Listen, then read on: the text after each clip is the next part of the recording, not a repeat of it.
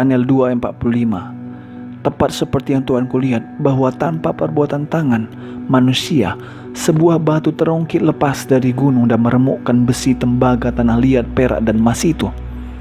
Allah yang Maha Besar telah memberitahukan kepada Tuanku Raja apa yang akan terjadi di kemudian hari. Mimpi itu adalah benar dan maknanya dapat dipercayai. Jelas bahwa maknanya dapat dipercayai setelah kita melihat sejarah bahwa itu benar-benar terjadi. Lalu siapakah yang dilambangkan dengan batu dalam Alkitab?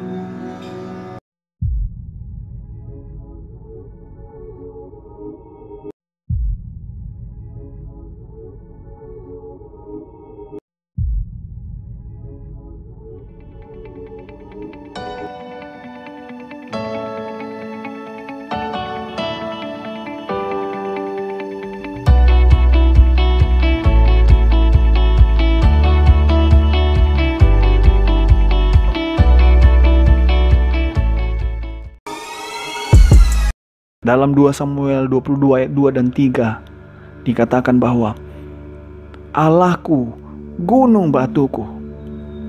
Dikatakan dalam Kejadian 49 ayat 24, oleh sebab gembalanya gunung batu Israel yang maha kuat, pelindung Yakub, yang melambangkan Allah itu sendiri. Ulangan 32 ayat 3 dan 4 dikatakan bahwa berilah hormat kepada Allah kita, gunung batu yang pekerjaannya sempurna, karena segala jalannya adil, Allah yang setia dan tiada kecurangan, adil dan benar. Bahkan diperjelas lagi di dalam 1 Korintus 10 ayat 4. Batu karang itu adalah Kristus. Batu karang itu adalah Kristus. Dan jelas bahwa batu ini merujuk kepada Kristus, Allah itu sendiri.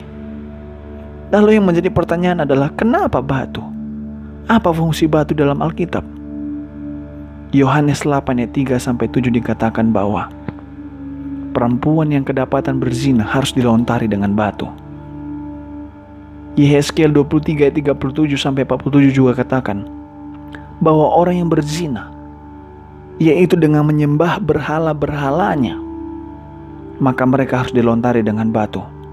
Dan satu kali ketika Yesus berada di dunia ini, yang diceritakan di dalam Yohanes 10 ayat 31-33, bahwa orang-orang Yahudi ingin melempari Yesus karena Yesus menyebut, karena pada saat itu mereka mengatakan bahwa karena engkau sekalipun hanya seorang manusia menyamakan dirimu dengan Allah.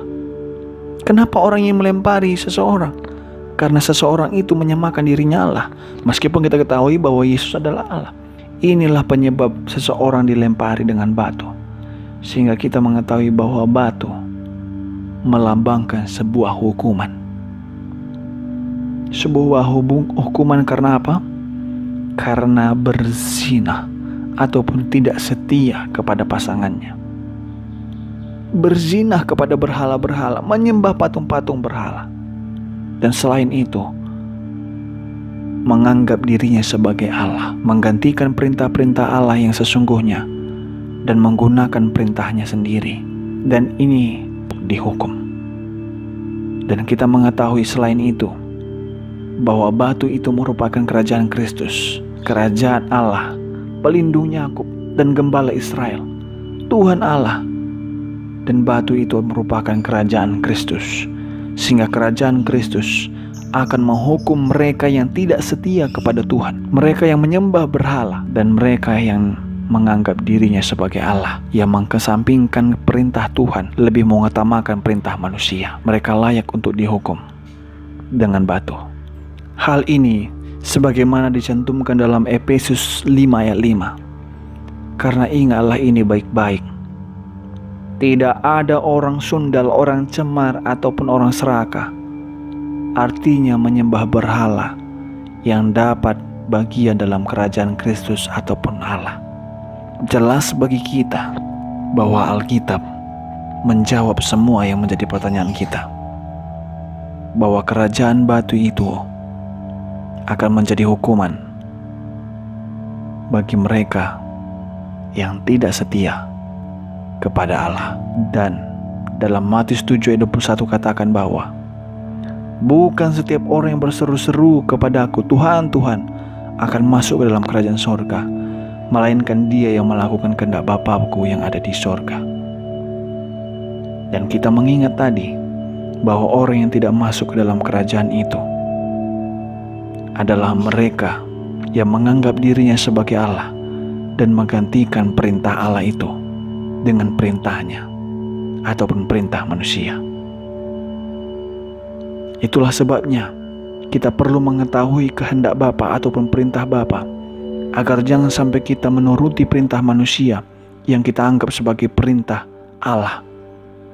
Agar jangan ketika kerajaan Tuhan datang, itu membuat kita ataupun menghukum kita. Tapi justru ketika kita setia, maka itu merupakan sebuah sukacita kepada kita.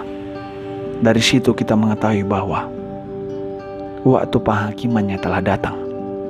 Kita sekarang sudah berada di pada zaman kaki, dan Kristus akan segera datang dan menyelamatkan mereka yang mau setia dan mau menuruti perintah Tuhan, menyembah Tuhan yang benar, sehingga sukacita bagi mereka yang setia akan menjadi kesukaan. Karena batu itu akan menjadi tumbuh seperti gunung yang menunjukkan bahwa kerajaan Allah akan untuk selama-lamanya, dan Allah akan menyambut mereka yang setia. Tapi kerajaan ini menjadi hukuman bagi mereka yang tidak setia, karena mereka sudah terbiasa dengan kejahatan dan tidak mampu untuk hidup dalam kerajaan yang suci dan kudus. Dan Allah mau supaya kita bersama-sama dengan Dia selamanya. Pastikan diri Anda ada dalam kerajaan Allah dengan melakukan segenap perintahnya, bukan perintah manusia, dan menyembah Allah yang benar, bukan menyembah berhala ataupun berzina kepada si jahat, ataupun berzina dan tidak setia kepada Allah. Tuhan memberkati.